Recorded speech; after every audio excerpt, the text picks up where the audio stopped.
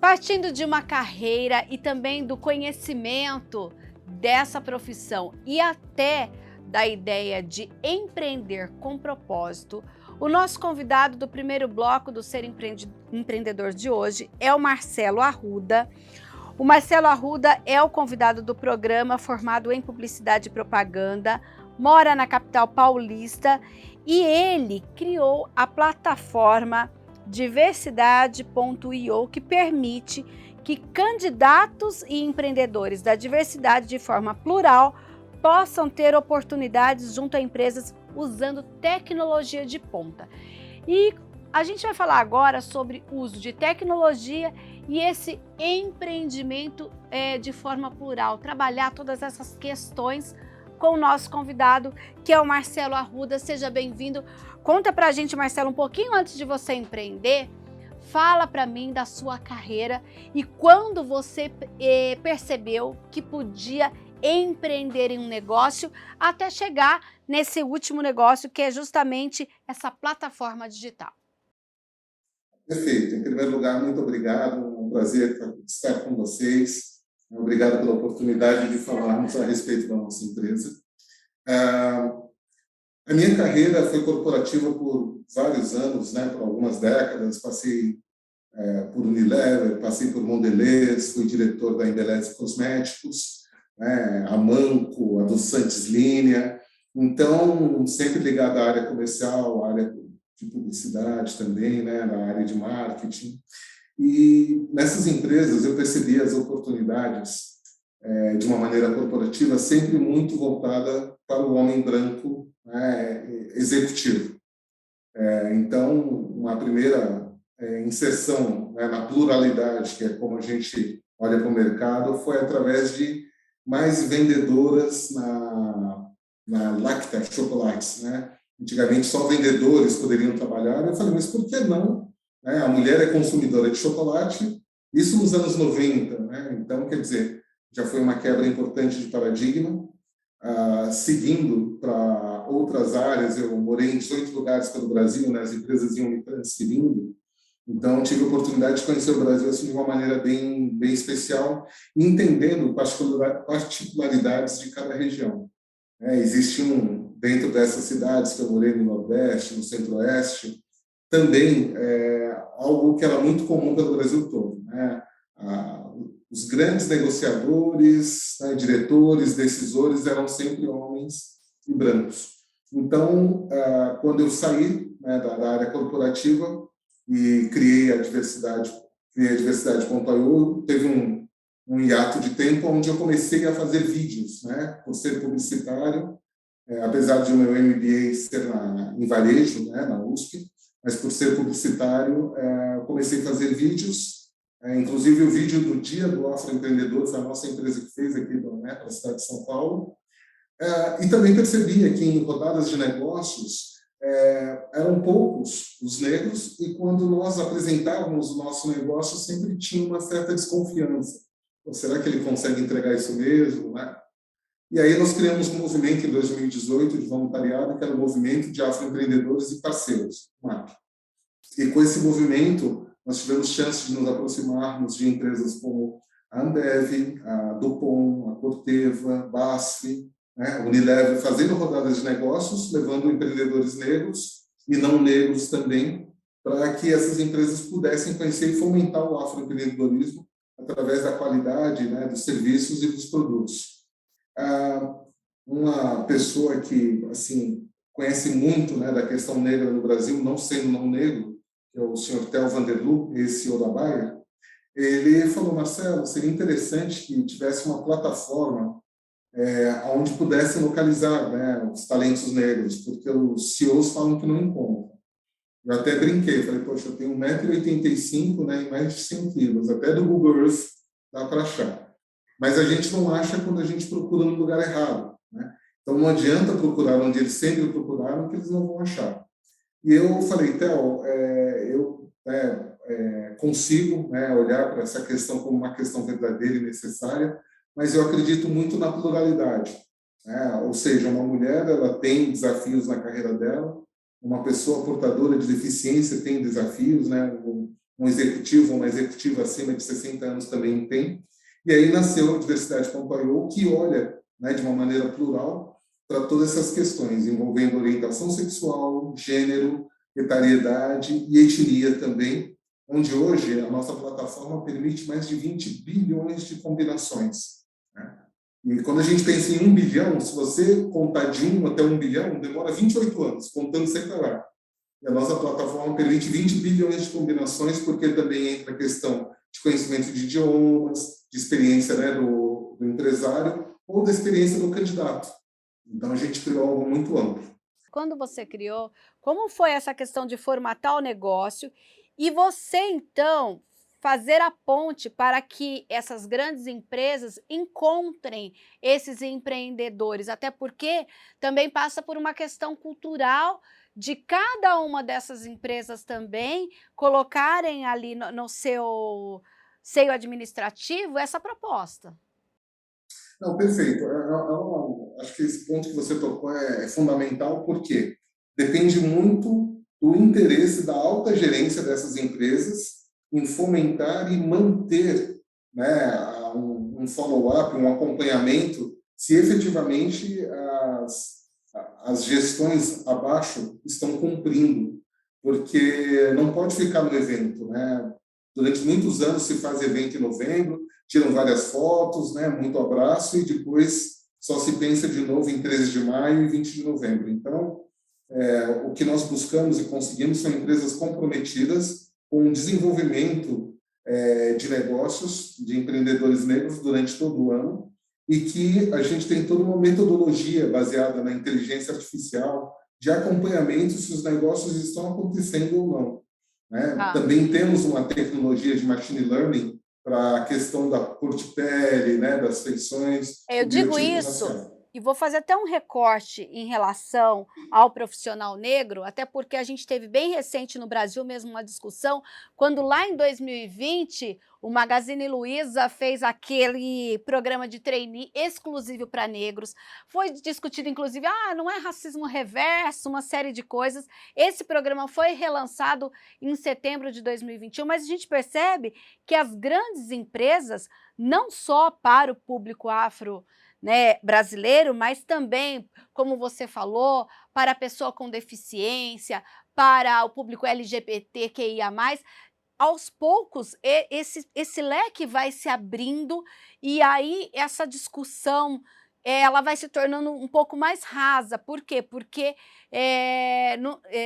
pelo menos ao meu ver, eu vou até me dar a licença de opinar sobre isso, quando se abre um processo seletivo para um público que até então era excluído de processos seletivos gerais, você está promovendo uma sociedade mais justa.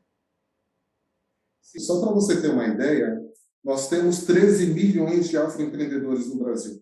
Nós somos a maioria, né? Afroempreendedores que são empregadores são apenas 9% desse número, que dão 115 mil. Ainda assim, essas empresas não têm na base deles nem 1.000 afroempreendedores cadastrados, as maiores, né? E nós temos exemplos que têm 10 ou 15 afroempreendedores cadastrados, mas que não fazem negócios periodicamente.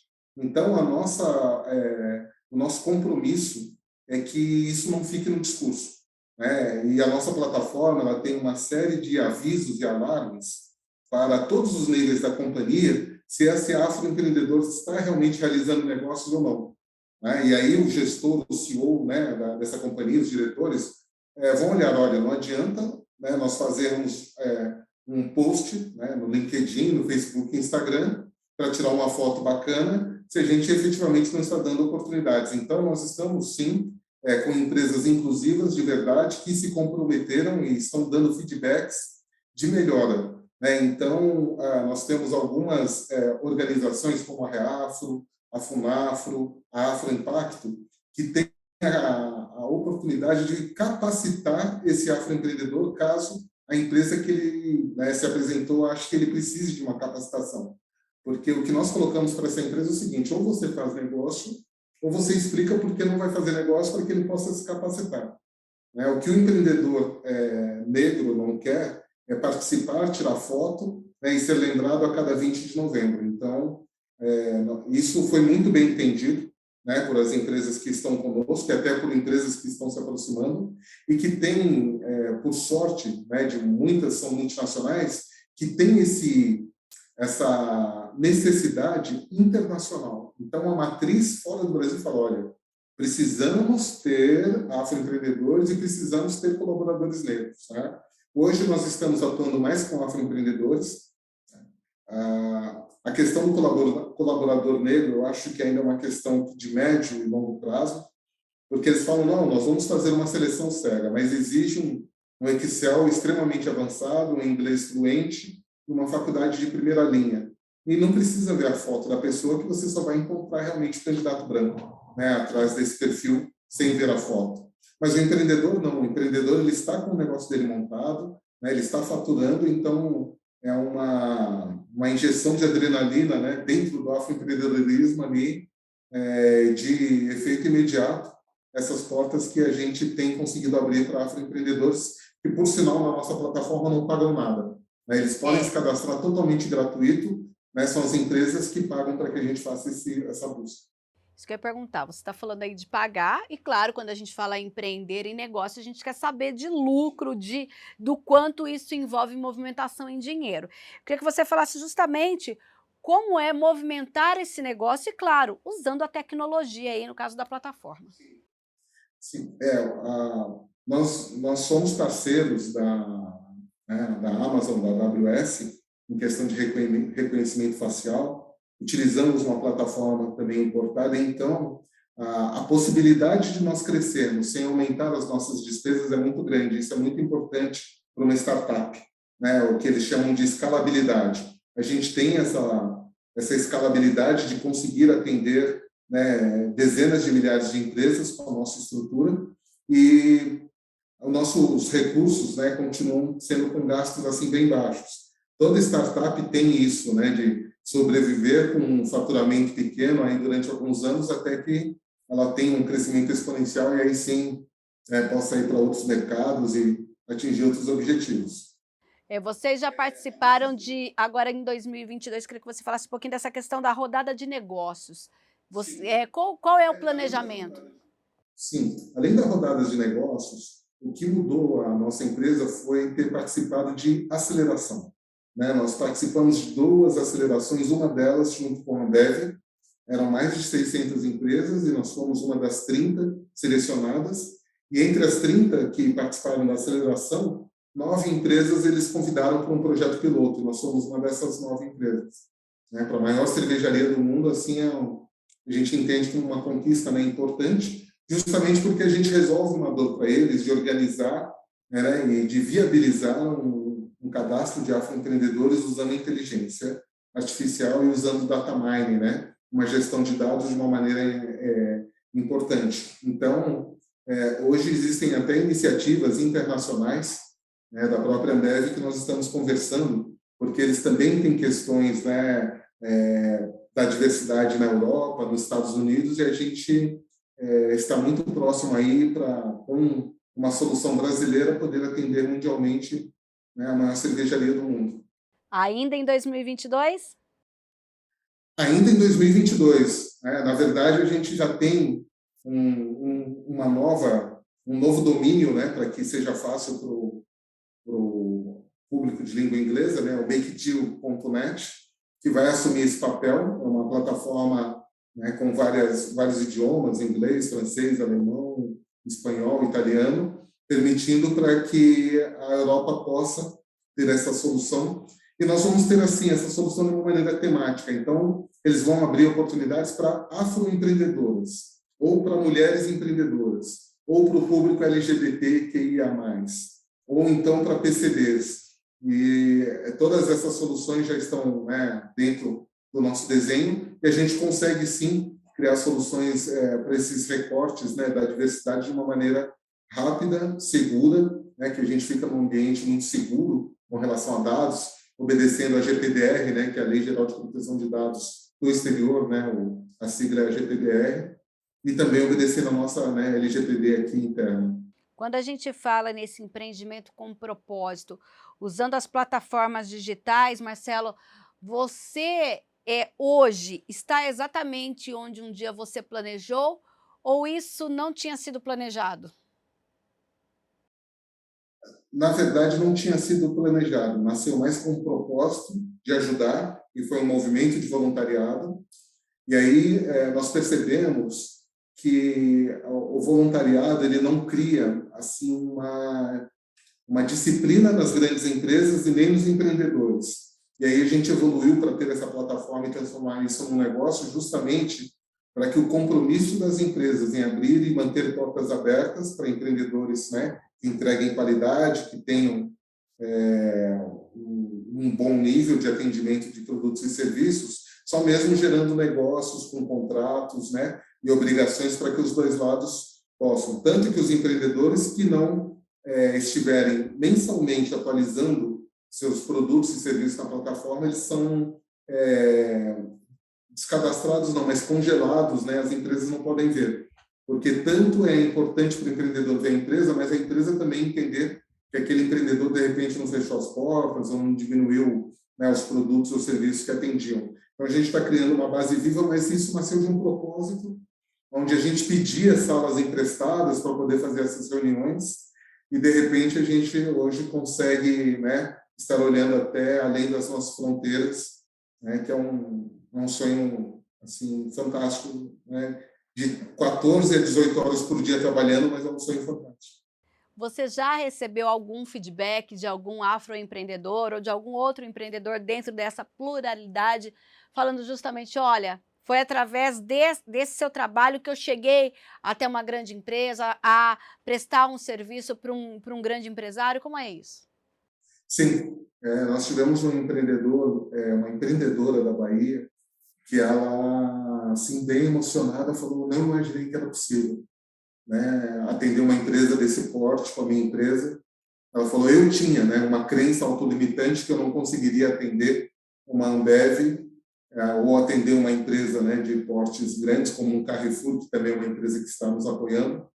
Então, abrir essa porta para ela, ela falou que foi um divisor de águas, porque quando olham para a empresa dela, ela pode falar: não, eu sou uma fornecedora da Ambev, a qualifica, né, e a credencia para que outros negócios de grande porte possam acreditar na capacidade dela, né? Tá. Ainda bem que a gente começou com parceiros de grande porte, né, tanto nessa rede de varejo quanto essa indústria, né, de bebidas, a Ambev e o Carrefour, porque se a gente consegue atender, né, empresas desse porte, a gente consegue atender qualquer empresa, né? Isso os afroempreendedores negros, né? E até a sua empresa, a sua startup, ela vem ao encontro justamente de algumas empresas que buscam, de certa forma, mudar a visão que o público em geral tem devido a alguns fatos que aconteceram no país nos últimos anos, fatos isolados em algumas unidades. Isso é também você, como empreendedor, ver a oportunidade de negócio.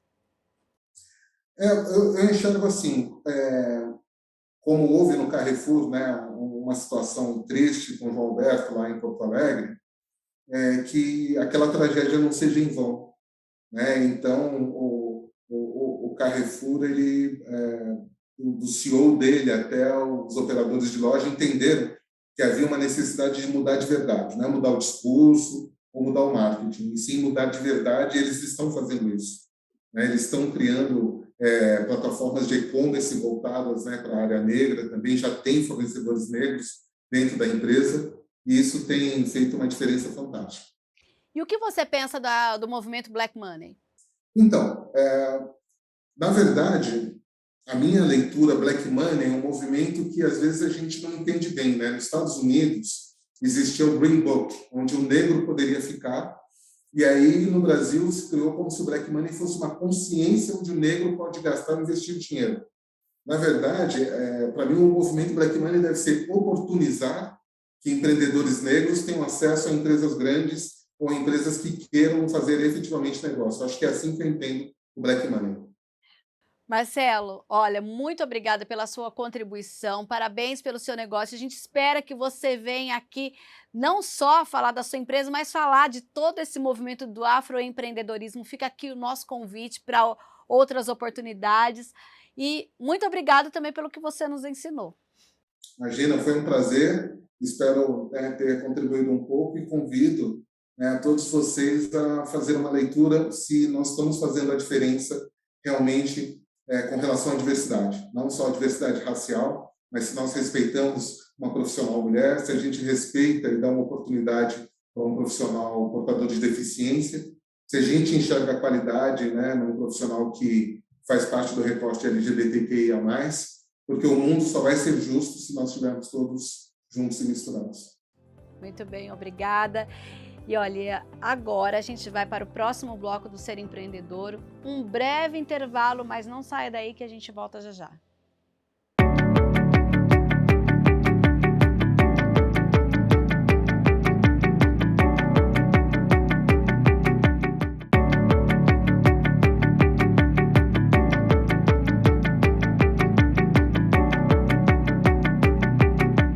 De volta com o Ser Empreendedor, agora a gente vai falar com a Márcia, ela que trabalha justamente numa empresa, mas não trabalha como colaboradora. Ela é a dona do próprio negócio, porque desde 2018 ela tem um projeto que é um aplicativo que substitui o relógio de ponto tradicional.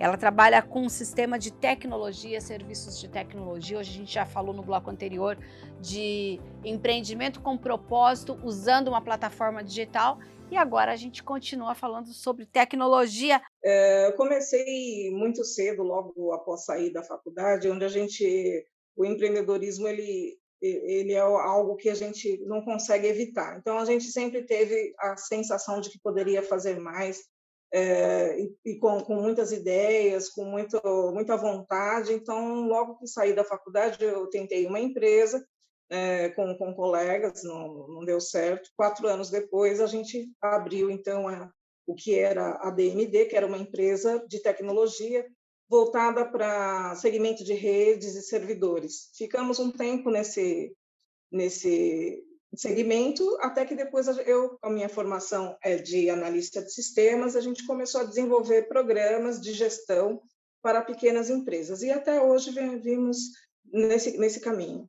Aí, só que você contou então, olha, ela já empreendeu em um outro negócio. Como que é essa jornada de empreender, de entender que, olha, não é por aqui, eu fiz o caminho errado, agora eu vou abrir uma nova empresa, não vou errar como eu errei na anterior. Fala para mim esses desafios de, inclusive, a gente sabe que a gente está em 2022, mas ainda tem a questão de mulher empreendedora e uma série de desafios até por conta da questão do gênero. Ah, Mila, se a gente tivesse essa resposta que você que você faz, né, que bom seria. Infelizmente, a gente vem aprendendo com os escorregões, né? Hoje eu vejo uma facilidade maior para você obter informações e para você conseguir sucesso, ter um bom plano, né? E nos anos 90, final dos anos 90, isso não era possível. Então, a gente veio aprendendo com os erros, né? Então, o que eu vejo que o empreendedor tem muito é um ânimo muito grande, um entusiasmo muito grande e pensa muito pouco em planejamento. Pelo menos naquele momento era assim que eu me sentia. Então, a gente acreditava no produto, acreditava no trabalho, nas pessoas envolvidas, mas não tinha muito acesso à informação para que se pudesse fazer um plano, um planejamento, como hoje se recomenda bastante, e é muito mais fácil de se encontrar. Então, a gente investiu, por exemplo, primeiros em sistemas de gestão para empresas específicas, na área de um alimento, por exemplo, mel, depois investimos em refrigeração. Então, ou seja, eram segmentos que a gente acreditava que podiam absorver o nosso trabalho. Até que em 2004, 2005, a gente investiu em programas de gestão para empresas, num pacote, e aí sim a gente veio ajudando as pequenas empresas a entender e a fazer gestão de informática. Em 2012, a gente foi sócio de uma empresa, uma indústria metalúrgica, também foi um aprendizado muito grande. Eu gosto muito de trabalhar com a indústria, e colocar os sistemas nessa indústria também foi muito rico para a gente. Estamos de 2012 até 2015. E a partir de 2015, eu assumi a empresa com relação a planejamento E a gente vem trabalhando tanto com software de gestão, quanto com aplicativos, que é esse aplicativo que você mencionou, que vem chamando a atenção, que é uma coisa de tirar muito do gargalo que existe hoje nessa área de apontamento de funcionários, né? É o que a gente quer avançar agora. Olha, sempre que eu converso aqui no programa com vários empreendedores, uma coisa que eles apontam é a questão do incômodo com alguma situação, ou o inconformismo, uma série de coisas. E você parece que é uma pessoa bem incomodada, sempre procurando aprender, entender. Tanto que a gente está conversando hoje nessa entrevista, gente, olha só, a Márcia, ela está na Argentina fazendo uma pesquisa de mercado para expandir o aplicativo para aquele país. Conta para a gente desse projeto, como surgiu essa ideia, essa oportunidade. Aquela coisa, meu filho veio estudar aqui em Buenos Aires, veio estudar medicina aqui em 2017. E então a gente vê as oportunidades realmente elas surgem, porque à medida que vai conhecendo o mercado e conhecendo a situação, a gente vê que é muito parecida. No Brasil, a gente tem uma coisa muito forte com relação às ações a relações trabalhistas muito rígidas, né? Mas o principal problema da questão no Brasil é a burocracia com relação ao apontamento de horários, a falta de mobilidade, a falta de desenvoltura para se fazer relatórios. E eu percebi que é a mesma coisa aqui. Então, a gente está caminhando devagar, tenho feito esse estudo, estamos com uma prova de conceito com um colégio grande, fazendo o teste do sistema, mas eu percebo que é possível, sim, um pequeno empreendedor, uma pequena empresa, pegar o serviço, trabalhar devagar e investir, sim, num outro país. Eu estou muito surpresa e muito contente com as possibilidades que a gente tem aqui. Desse projeto em 2018, a gente teve a pandemia aí bem forte em 2020 e ainda com bastante perseverança em 2021. O que a gente pode pensar do ponto de vista do seu negócio, Márcia, que vocês tiraram como aprendizado? Como foi sobreviver nesse período em que talvez, digamos assim, no caso do relógio, ponto que nesse período talvez não foi tão importante, até porque as pessoas entraram em home office, ou não, independente disso aí que foi mais importante, porque elas tinham que mostrar que estavam trabalhando mesmo em casa. O que aconteceu? Exatamente. Foi mais importante ainda. O que a gente quer é desmistificar essa coisa de ter que estar presencial. Quando você tem um perfil profissional hoje que demanda deslocamento, que demanda viagens, que demanda trabalhar em home office, é preciso ter controle, sim, é preciso que a empresa tenha o monitoramento do seu pessoal, mas que não seja através de algo que tenha que comparecer fisicamente em algum lugar. Então, nesse aspecto, o aplicativo ele se mostrou muito eficiente, à medida que você em casa pode continuar utilizando o seu smartphone e a empresa vai trabalhando com você, monitorando as equipes. Eu mesma, a Focus, nós imediatamente no início da pandemia colocamos todos em home office e não perdemos nem um pouco. Eu queria até que aumentou a nossa produtividade pelo fato de não termos mais o deslocamento e ter o conforto do nosso home office, né? Então, é crucial que as empresas entendam que é possível, na legislação brasileira, se controlar e estar legal com os funcionários através de programas mais digitais, mais móveis. Quais são, você falou inclusive dos desafios para empreender, de altos e baixos, de tudo que você tem se reinventado nesses anos. Hoje, qual é o seu principal desafio? É justamente você saber planejar, né? Foi muito importante a gente ter participado de mentorias, eu recomendo muito isso. Então, enquanto a Focus ela não esteve em comunicação com grupos de empresários, como esse do Marcelo, da Arruda, como grupos de mulheres, como grupos do Sebrae. Quer dizer, enquanto você não buscar capacitação, vai ser muito difícil você avançar sozinho. E neste momento da pandemia, em geral, é que tudo, você tem que estar muito atento ao mercado, então é muito importante saber até onde a sua empresa pode ir. Então, o maior desafio agora é continuar observando o mercado, continuar mudando conforme a sociedade pede. E a força da internet, ela é muito grande. Então, é muito ruim ficar apegado em processos antigos, ficar apegado em papéis, ficar apegado em planilhas. Hoje, a gente tem que pensar no digital.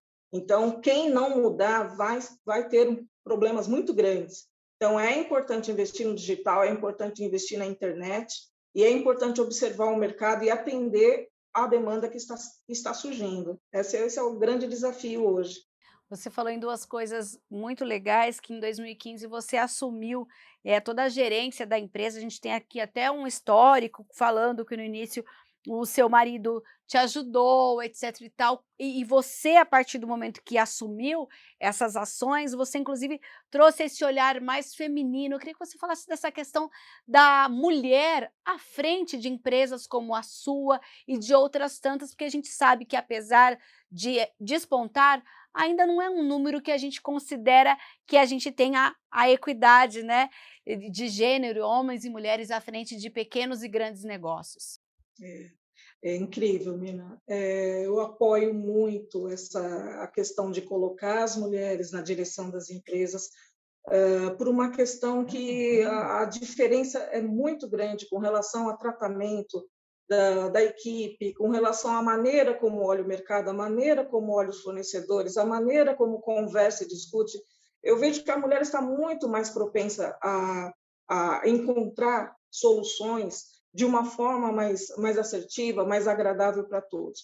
Eu vejo que na minha gestão, o principal foi valorizar a equipe, valorizar, incentivar a equipe e colocar a empresa como uma fornecedora, né, uma provedora para toda a equipe. Quanto mais se faz, quanto mais se acerta, mais todos ganham.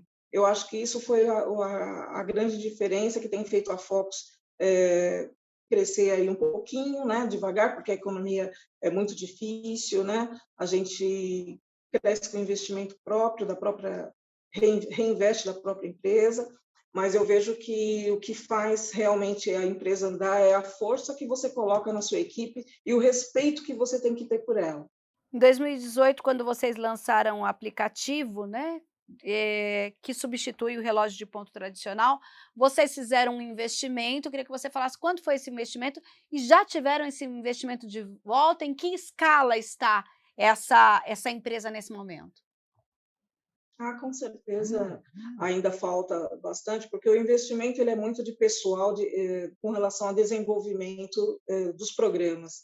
Muito teste, muito colocar isso nas empresas, até de uma forma em prova de conceito, para poder a gente ter certeza. Então, passamos por diversos segmentos, a indústria, o comércio, as franquias, são sindicatos diferentes, são exigências diferentes. A legislação trabalhista ela é muito complexa com relação às exigências, onde os sindicatos têm muita influência nas empresas. Então, nós tivemos que adaptar o aplicativo para atender essa alta gama de necessidades. Cada empresa que te contrata tem um modelo de ponto, digamos assim, que daí você tem que trabalhar tecnologia para aquela empresa, é isso?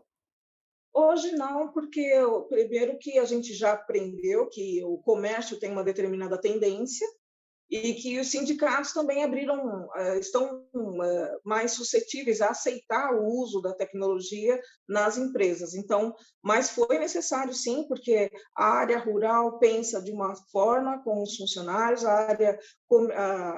as capitais pensam de uma outra forma. É incrível o grau de diversidade que existe com relação ao tratamento de ponto no Brasil. É incrível mesmo, mas hoje a gente tem um programa que está adaptado para a maioria das empresas, sim. Quanto ao retorno, ele ainda vai ter um tempo aí, algum tempo ainda para a gente poder ver isso voltar, porque as empresas não estão habituadas a investir em tecnologia para isso, para esse assunto. que é assunto dos recursos humanos, então a gente ainda precisa ganhar mercado para poder alavancar. Tá certo. Então, Márcia, muito sucesso em 2022 e que você possa, numa outra oportunidade, voltar e contar aqui para a gente os feitos da sua empresa e os avanços, tá bom? Nossa, muito obrigada, agradeço a vocês, contem com a gente sempre. Parabéns pelo programa. Obrigada, e assim a gente encerra o Ser Empreendedor de hoje. Lembrando que você pode nos acompanhar nas redes sociais, os endereços aparecem aqui no seu vídeo, lá no YouTube, inclusive você tem uma playlist de vários programas, são mais de 200 programas que nós já gravamos aqui, com muitas histórias de empreendedorismo que podem inspirar você que um dia pensa em empreender. E a gente fica aqui, até um próximo programa.